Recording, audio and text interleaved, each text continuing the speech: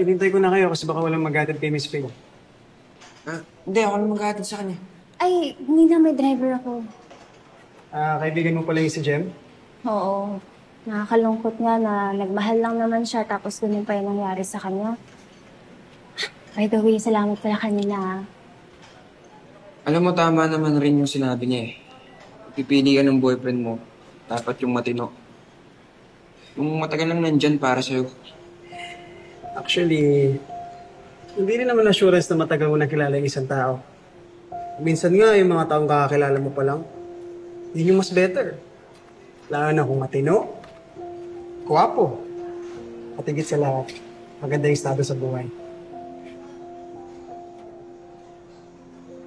Guys, pareho naman kayong may point.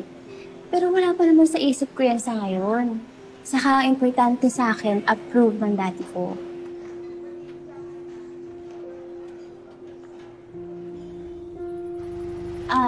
Guys, nandun na pala yung driver ko. Salamat ulit invite ko na din pala kayo sa Lua birthday party ng daddy ko.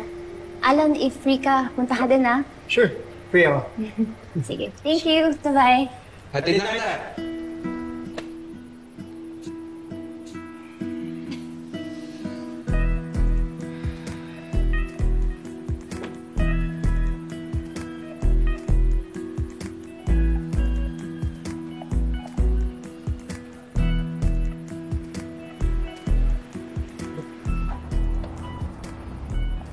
Sige, Vince. Muna na ako Ingat!